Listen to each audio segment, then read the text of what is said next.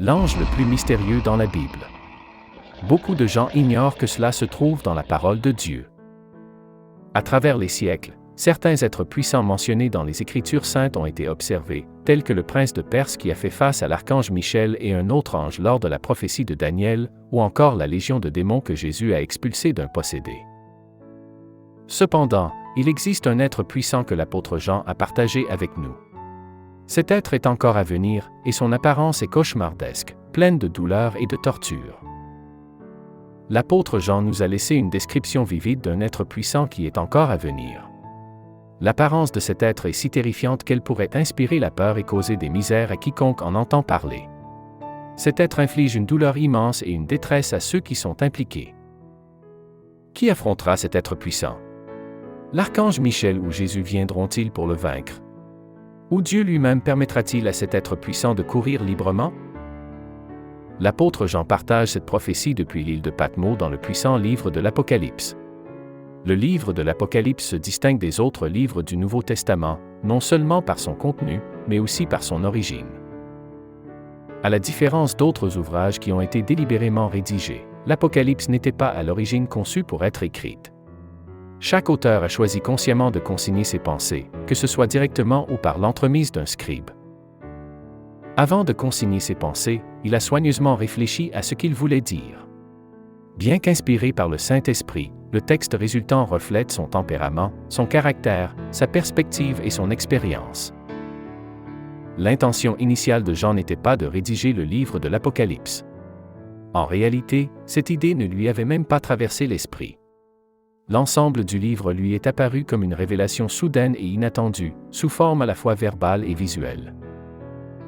En écoutant cette remarquable série de voix et en participant aux visions, il a reçu à maintes reprises l'instruction de consigner chaque détail de son expérience par écrit.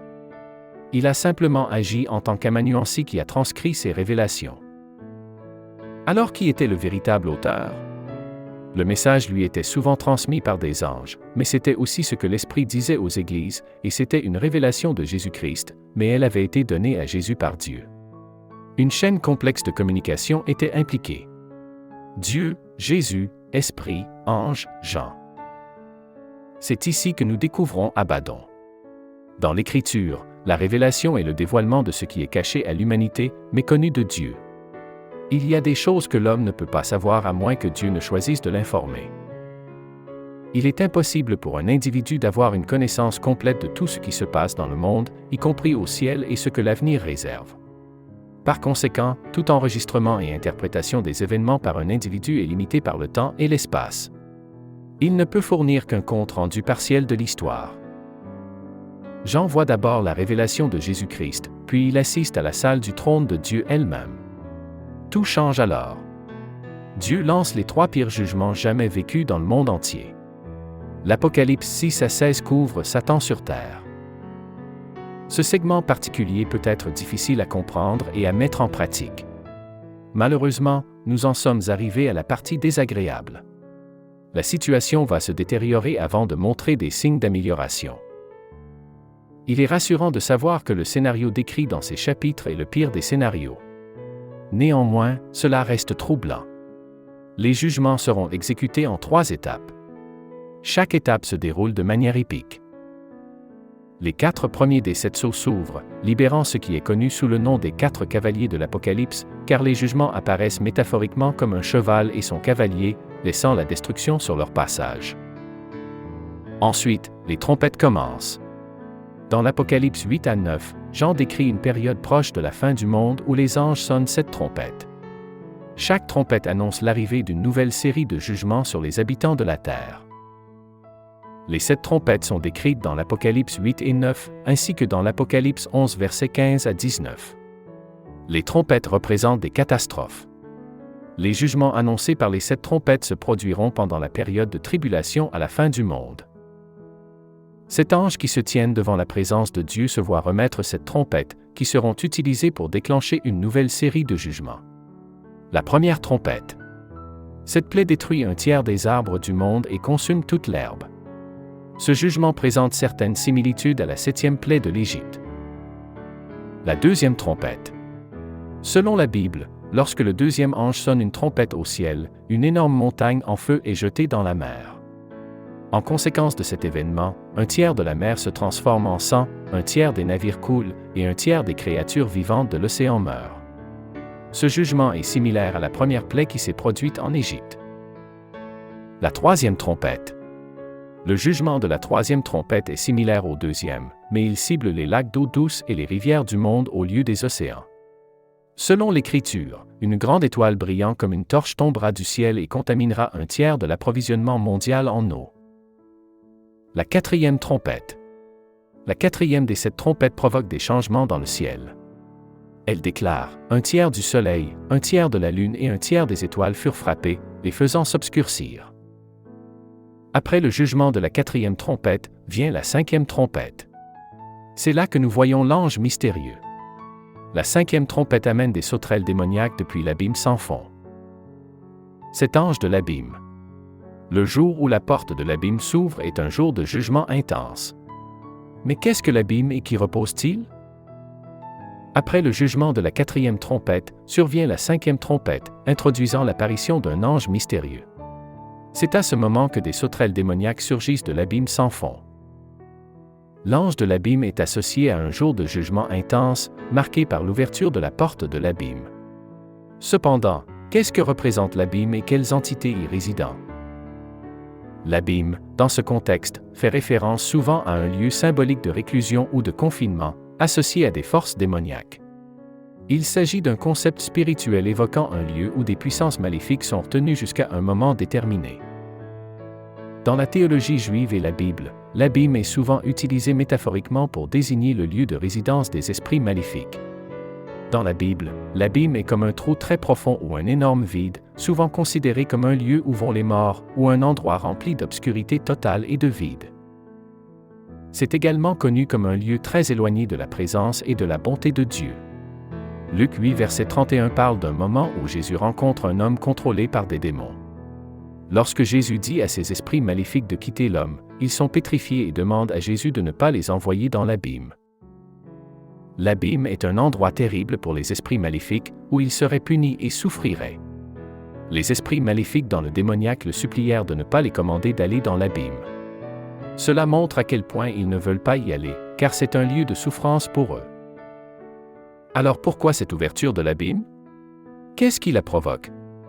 La porte de l'abîme s'ouvre dans le livre de l'Apocalypse. Avant l'ouverture de l'abîme, plusieurs événements importants se produisent qui y conduisent. L'ouverture de l'abîme commence par une clé, un symbole de pouvoir et d'autorité. Dans l'Apocalypse 9 verset 1, la Bible dit: « Et le cinquième ange sonna de la trompette, et je vis une étoile tomber du ciel sur la terre, et il lui fut donné la clé du puissant fond. » Ce serait le cinquième ange qui sonnerait une trompette. Les 4 premiers sceaux et trompettes ont livré des jugements exécutés contre la terre. Le texte nous montre clairement que cette étoile est une personne, lui. Dans le contexte, cette étoile est mieux vue comme un ange. Avec la clé en main, l'ange s'approcha de l'abîme. En la déverrouillant, il y eut un grand grondement, comme si la terre elle-même gémissait. L'ouverture de l'abîme était comme l'ouverture d'un puits sombre et vaste, et de la fumée s'en échappa comme d'une immense fournaise.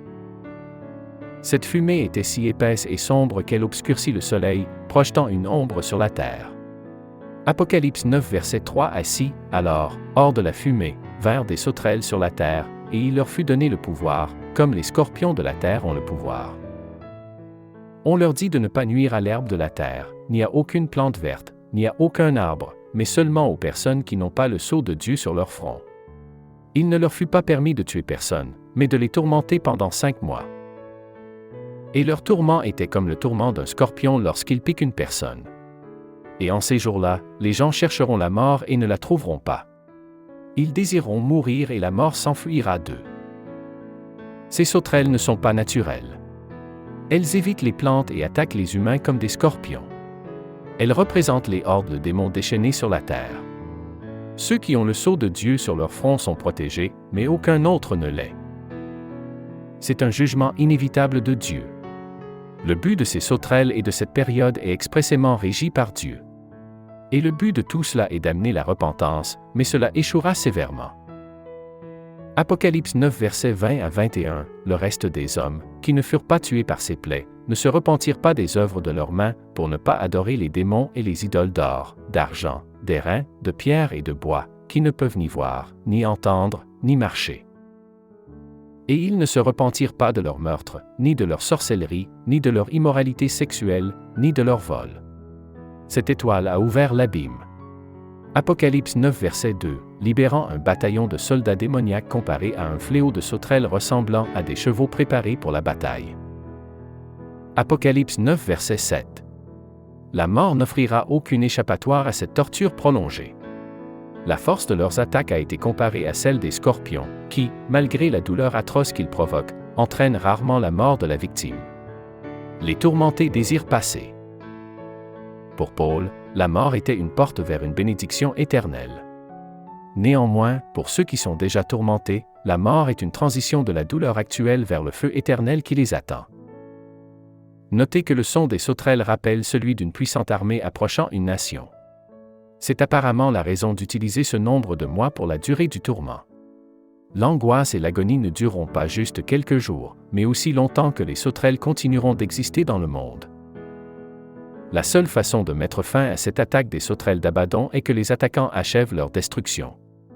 Le tourment est si atroce qu'il est comparable au venin d'un scorpion, et la souffrance sera si intense que les gens souhaiteront être morts. Ils chercheront la mort, mais ne la trouveront pas. Apocalypse 9 versets 7 à 10. L'aspect des sauterelles était comme des chevaux préparés pour la bataille, et sur leur tête semblaient être des couronnes comme de l'or, et leurs visages étaient comme des visages humains.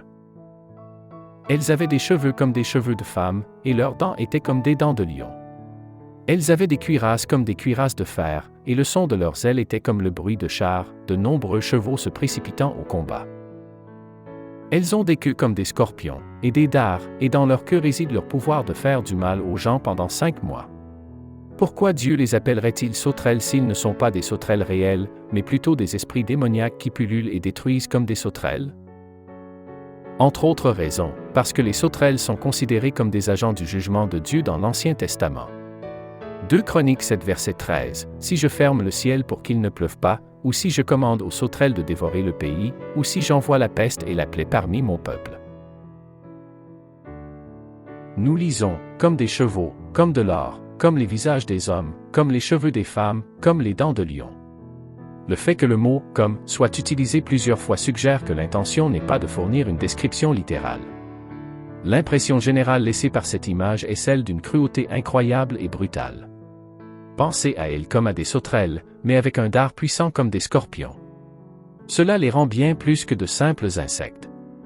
Leur émergence marque le début d'une période de souffrance et de tribulation, une période où les forces du mal qui étaient autrefois contenues dans l'abîme sont maintenant libérées sur le monde.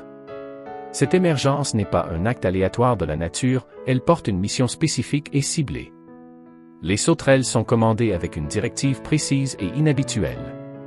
Habituellement, là où il y a un essaim de sauterelles, elles dévorent beaucoup de plantes et de cultures, mais ces sauterelles spéciales sont différentes. Elles ne détruisent pas les plantes, elles s'attaquent plutôt à certaines personnes, celles qui n'ont pas une marque spéciale de Dieu sur leur front. Cette marque est comme un signe de la protection de Dieu. Cet événement extraordinaire ne concerne pas seulement l'apparence physique de ces êtres ressemblant à des sauterelles, mais aussi les implications spirituelles plus profondes. Il sert de rappel frappant des choix que font les gens et des conséquences qui en découlent. Ceux qui portent le sceau de Dieu sont épargnés, symbolisant la protection accordée à ceux qui s'alignent sur la volonté divine. En revanche, ceux sans le sceau font face à la colère de ces créatures uniques, montrant le danger de s'éloigner de ce qui est juste et bon. L'émergence des sauterelles, telle que décrite dans la Bible, est un récit puissant qui entrelace les domaines physiques et spirituels. C'est une révélation du jugement divin et de la protection, une manifestation à la fois de la colère et de la miséricorde. Cela sert de rappel solennel de l'importance de la foi et de la réalité de la guerre spirituelle, dans un monde qui semble souvent dominé par le tangible et le temporel. Le chef de ces sauterelles arrive alors. Il y a un personnage puissant et mystérieux appelé le roi de l'abîme. Cet être est plus qu'une simple légende. C'est une partie significative des récits bibliques sur la fin du monde. Apocalypse 9 verset 11 le présente avec une clarté glaçante. Apocalypse 9 verset 11, ils ont comme roi sur eux l'ange de l'abîme. Son nom en hébreu est Abaddon, et en grec il a le nom Apollyon. Nous lisons, et ils ont comme roi sur eux. C'est encore une autre preuve suggérant que les créatures en question ne sont pas de vraies sauterelles. Selon la Bible, les sauterelles réelles n'ont pas de roi. La Bible dit dans Proverbe 30 verset 27 que bien que les sauterelles n'aient pas de roi, elles progressent tout en rang. Cependant, ce groupe particulier de sauterelles a effectivement un roi. Pour vraiment comprendre qui est ce personnage, nous devons examiner de près ce qu'on le connaît comme étant. Il est appelé le roi de l'abîme. Il n'est pas comme les rois ordinaires. Il règne sur un lieu appelé l'abîme, souvent considéré comme un endroit plein de chaos et de vieilles peurs profondes. Le nom Abaddon en hébreu et Apollyon en grec se traduisent tous deux par « destructeur ». Ces noms ne sont pas de simples étiquettes, mais des reflets de sa nature et du rôle qu'il joue dans le récit céleste. Il n'est pas seulement un destructeur de structures physiques, mais aussi d'idéaux, d'espoir et éventuellement des valeurs morales qui maintiennent les sociétés unies. Son arrivée signifie que tout commence à se désagréger, et la frontière entre le chaos et le monde réel commence à s'estomper. Dans le contexte plus large de la Bible, le roi de l'abîme se pose en contraste avec les thèmes de la création, de l'ordre et du salut qui traversent les Écritures. Alors que Dieu parle de création et de soutien, Abaddon parle de fin et de désintégration. Son rôle dans le livre de l'Apocalypse est particulièrement significatif. Il est le signe du jugement final, nous montrant que le pouvoir terrestre ne dure pas éternellement et qu'à la fin, le juste jugement de Dieu prévaudra toujours. L'image des sauterelles sur lesquelles il règne est tout aussi symbolique. Dans la Bible, les sauterelles sont souvent considérées comme des instruments de la colère divine, des agents de destruction qui consomment et dévastent, comme on le voit dans les plaies d'Égypte dans l'Exode. Le roi de l'abîme, qui dirige ce vaste groupe, représente une force de jugement puissante et inévitable. Le roi de l'abîme, Abaddon ou Apollyon, est une figure importante dans la Bible. Il incarne le concept de destruction, non seulement dans un sens physique, mais aussi comme une force céleste. Son règne sur l'abîme et les sauterelles fait de lui un symbole des derniers temps. Cette phrase nous rappelle que tout sur terre est temporaire, et finalement, la puissance et le plan de Dieu contrôleront tout. Abaddon, un être sous l'autorité de Satan, supervise un abîme de sauterelles qui apparaîtront au dernier jour. Parce que l'Ancien Testament et le Nouveau Testament ont été écrits dans des langues différentes, le mot pour « destructeur » en grec sera différent de celui en hébreu. C'est quelque chose que nous devons garder à l'esprit en tout temps. Bien que nous ne voyions l'instance que dans la seconde moitié de la Bible dans l'Apocalypse 9 verset 11, 5 versets de l'Ancien Testament utilisent le mot. Abaddon dans l'Ancien Testament semble signifier destruction. Nous lisons « roi ». Cela montre que le camp ennemi est organisé avec le titre de roi. Dans le livre de Daniel, nous rencontrons le prince de Perse, qui était également un démon de haut rang. Les termes roi et prince montrent des connexions à un royaume. Cela montre clairement un royaume avec des forces qui nous sont opposées. Abaddon Apollyon de l'Apocalypse est un véritable démon qui infligera un jour une douleur réelle à de vraies personnes pendant le vrai jugement de Dieu. Abaddon était un lieu des morts dans l'Ancien Testament. Job 31 verset 12, qui est régulièrement lié à la mort et au royaume des morts. Psaume 88 verset 11, déclare à Théon ta bonté dans le séjour des morts, ta fidélité dans l'Abaddon. Il est lié à la fosse dans les manuscrits de la mer morte. Il est donc équivalent à Hadès, le royaume parfois personnifié des morts sur lequel Dieu et Christ ont un contrôle ultime. Apocalypse 1 verset 18. Je suis celui qui est vivant. J'étais mort, et voici, je suis vivant au siècle des siècles. Amen. Je tiens les clés de la mort et du séjour des morts. Ici, le contrôle est temporairement attribué à un ange maléfique qui semble avoir été emprisonné avec les autres esprits de la fosse. Jean peut adapter le titre légèrement pour faire son point. Ainsi, beaucoup suggèrent que ce titre est également destiné à ridiculiser Apollo, le dieu archer, dont l'un des emblèmes était la sauterelle. Cela nous indique que l'objectif du malin qui est à la tête d'Abaddon est dirigé contre nous. Jean 10 verset dit, « Le voleur ne vient que pour dérober, égorger et détruire. Moi, je suis venu afin que les brebis aient la vie et qu'elles soient dans l'abondance. » Il est clair et constant dans la Bible que les démons existent. Ce sont des entités qui s'opposent à la suprématie de Dieu. Ils cherchent à mener à bien leur rébellion impie en influençant les gens à vivre d'une manière contraire aux intentions déclarées de Dieu. En même temps, ils restent sous son contrôle et peuvent être utilisés pour mettre en œuvre le plan divin. Un démon possède les mêmes qualités que leurs homologues, à savoir les qualités d'immuabilité et d'immortalité. Les démons ne possèdent pas l'omniscience et l'étendue de leur pouvoir est limitée par les permissions accordées par Dieu. Les démons n'appartiennent pas non plus à une seule personne ou à un seul type, mais ont diverses finalités et connaissances dans leur domaine d'expertise. Voici quelques faits que nous devons retenir. Premièrement, Dieu est ultimement en contrôle.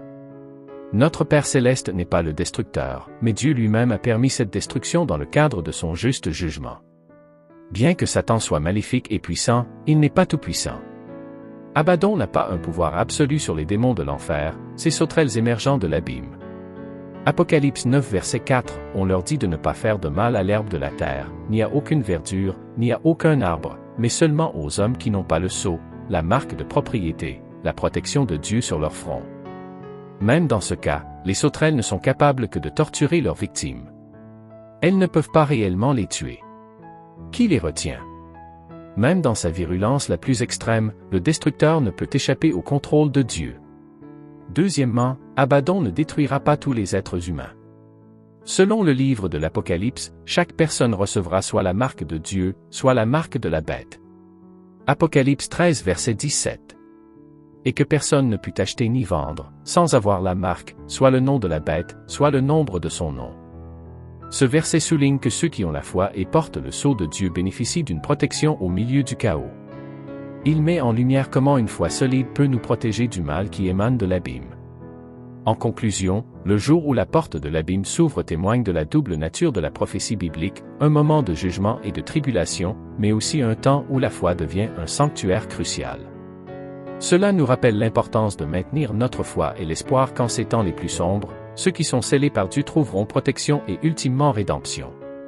Cet événement n'est pas seulement un avertissement de ce qui va venir, mais aussi une invitation à approfondir sa foi et à avoir confiance en le plan divin de Dieu. Pourquoi cela est-il dans la Bible?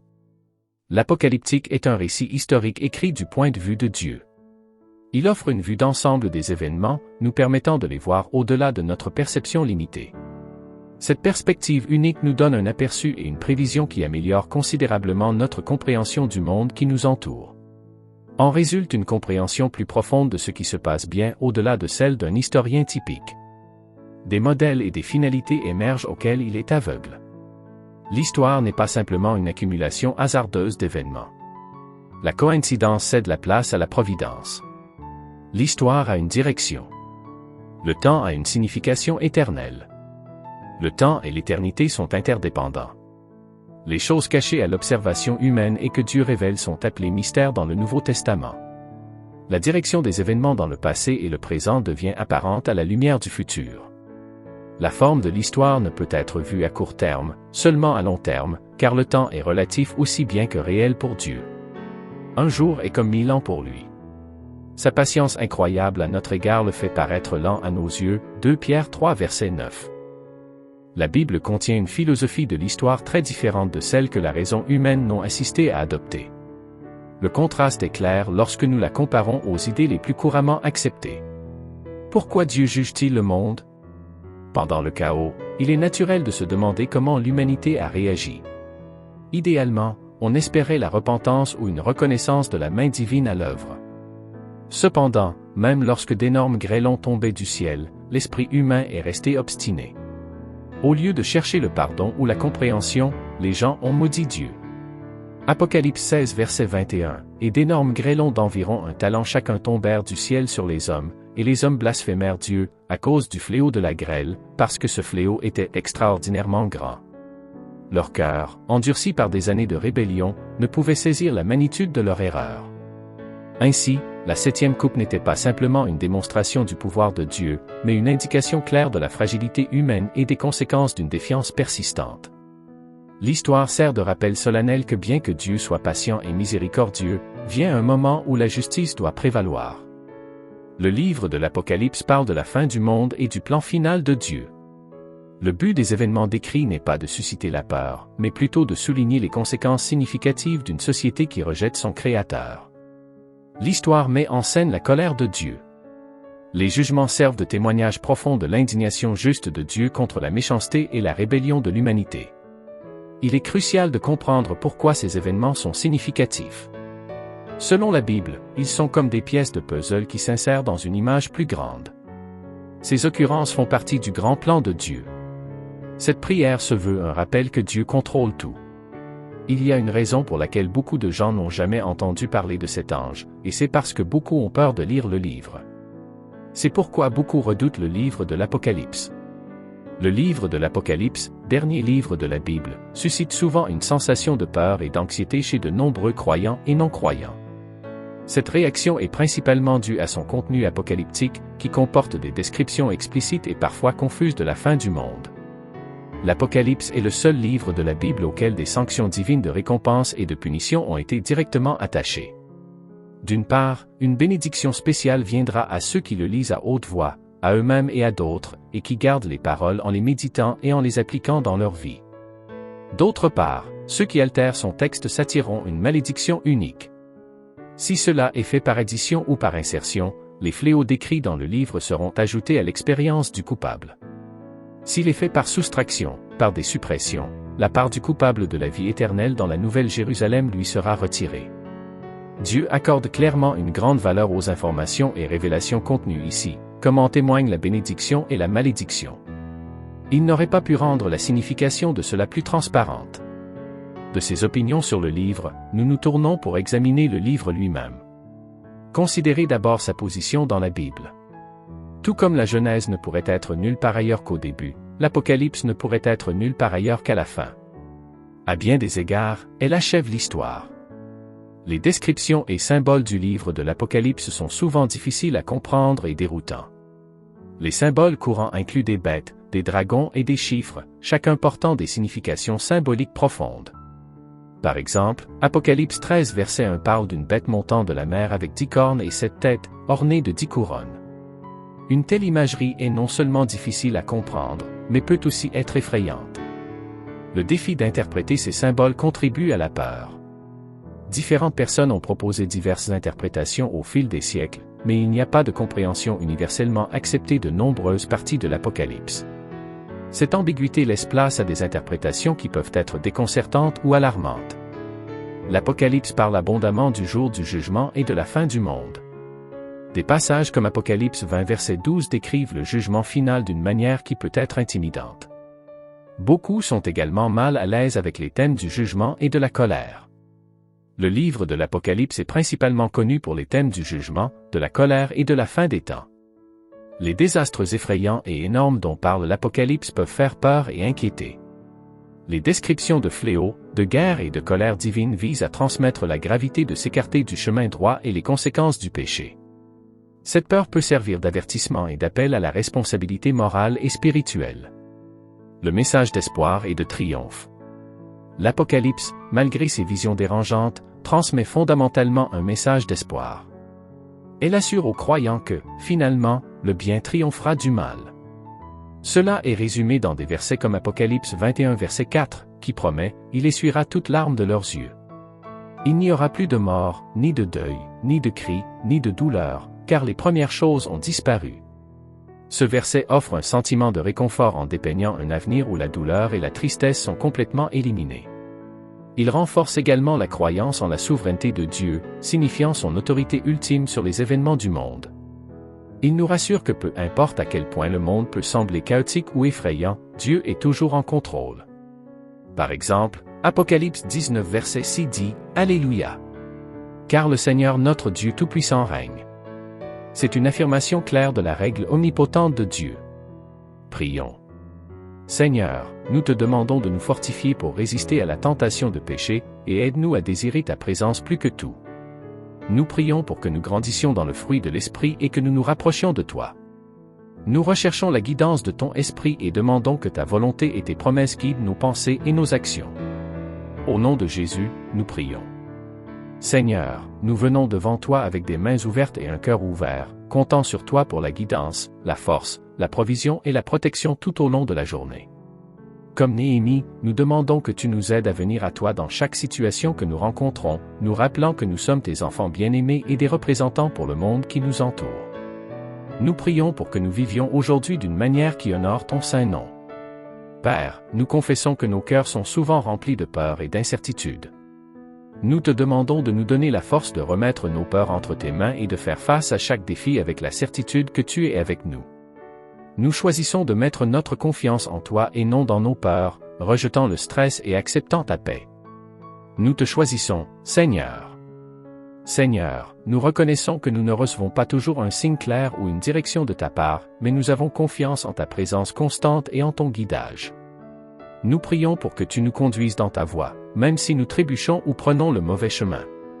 Au nom de Jésus, nous prions.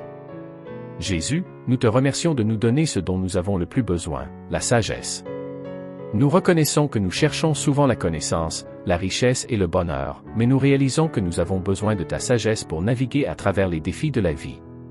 Merci de nous donner généreusement la sagesse sans reproche. Au nom de Jésus, nous prions. Bonjour, Seigneur. Aujourd'hui est un nouveau jour, et nous sommes reconnaissants pour l'opportunité qu'il apporte. Hier est passé, avec tous les regrets, erreurs ou échecs que nous avons pu connaître. Nous choisissons de nous concentrer sur aujourd'hui et la chance d'aimer, de donner et d'être tout ce que tu veux que nous soyons. Aujourd'hui, nous te plaçons au premier plan de nos pensées et de nos cœurs. En nous habillant, nous revêtons l'armure que tu nous as fournie, le casque du salut, la cuirasse de la justice, le bouclier de la foi, la ceinture de la vérité, les chaussures de la paix et l'épée de l'esprit. Nous prions avec louange pour toi et des requêtes pour ceux qui nous entourent et ceux que nous pourrions rencontrer aujourd'hui. Au nom de Jésus.